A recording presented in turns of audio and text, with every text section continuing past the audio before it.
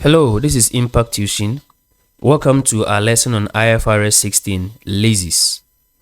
This lesson provides a summary of the standard IFRS 16 and explains how an IFRS reporter will recognize, measure, present, and disclose leases. The standard IFRS 16 was issued in January 2016 to replace IAS 17 and applies to annual reporting periods beginning on or after January 1, 2019. The objective of IFRS 16 is to specify the principles for the recognition, measurement, presentation, and disclosure of leases. The standard provides for both optional and mandatory exceptions. The mandatory exceptions are for arrangements or transactions that are outside the scope of IFRS 16. Some of these arrangements include leases to explore for minerals, oil, natural gas, and similar non-regenerative resources, leases of biological assets within the scope of IAS 41, licenses of intellectual property granted by a lessor under IFRS 15, and rights under licensing agreements under IAS 38. The standard provides for two optional exceptions. This means that the reporter decides whether to apply the rules of IFRS 16 fully for these transactions or not. These include leases with lease term less than 12 months with no purchasing option, and leases where the underlying assets have a low value when new, such as office computers and furniture.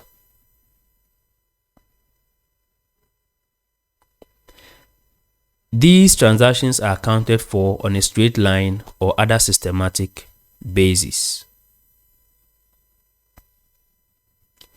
At the inception of the lease, a reporting entity shall assess whether the contract contains a lease or not. A contract is a lease where a lessor conveys right of use of an asset to a lessee for a period of time in exchange for consideration. The remainder of the lesson will focus on accounting for leases by the lessee and lessor once it has been established that the contract is a lease. We begin with the accounting by the lessee. One of the biggest changes to the old IAS 17 is in the lessee accounting. Under the new standard IFRS 16, it is important to note that lessees do not classify leases into finance or operating. At the commencement of the lease, lessees shall recognize a right of use asset at cost and the lease liability. The right of use asset is equal to the lease liability recognized plus any lease payments made at or before the commencement date, less any lease incentive, an initial direct cost incurred, and an estimate of dismantling costs, if any. The lease liability is basically payments not made at the commencement date. These are discounted to the present value using the interest rate implicit in the lease or the incremental borrowing rate.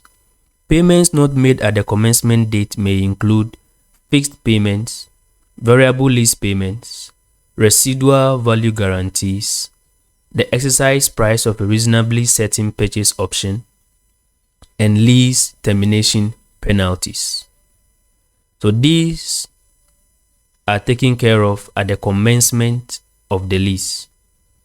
After the commencement, we are looking at subsequent measurement of the right of use asset and the lease liability. Since the lessee has the asset on their books, at the end of every year, the lessee will have to account for depreciation. So double entry is to debit the profit or loss with the depreciation expense and then credit the right of use asset with the accumulated depreciation. This is an application of the cost model under IAS 16, revaluation model under IAS 16, or the fair value model, depending on which of these the lessee applies to their non-current assets. We shouldn't forget to test for impairment annually and this is the application of IAS 36. For the lease liability, the interest on the lease liability shall be accounted for using the constant periodic interest rate. The double entry is to debit the profit or loss with the interest and credit the lease liability. The reduction of the lease liability will be to debit the lease liability and then credit cash or bank, depending on which of these was used to make the payment. Accounting by the lessor. Nothing really changed here in comparison to the old IAS 17. Unlike lessees, lessors classify leases into finance or operating. This is done at the inception of the lease. For this classification to be done properly, the principal question to ask is this: are substantially all the risks and rewards incidental to ownership of an asset transferred to the lessee? If yes, then it's a finance lease. If no, it is an operating lease. IFRS 16 provides certain situations that suggest a finance lease. In a situation where the ownership of the underlying asset will be transferred to the lessee by the end of the lease term, or the lessee has a bargain purchase option, or the lease term covers the majority of the economic life of the asset, or the leased assets are of a specialized nature, then these situations individually or in combination may suggest a finance lease.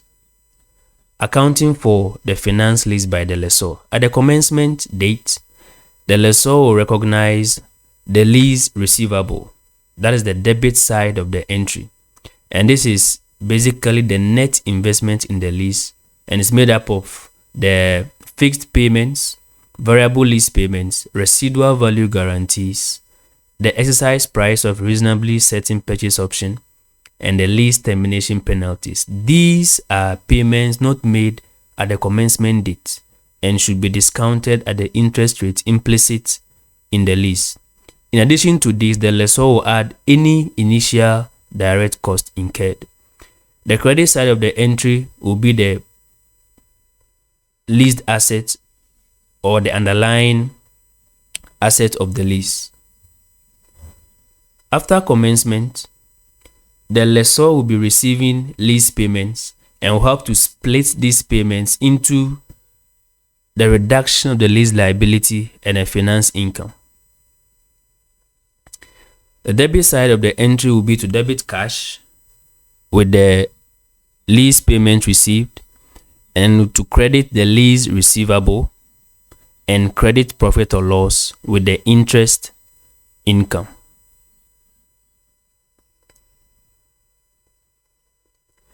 If it is an operating lease, the lease income is normally accounted for on a straight line basis over the lease term. The lessor retains the leased assets on its statement of financial position and depreciates.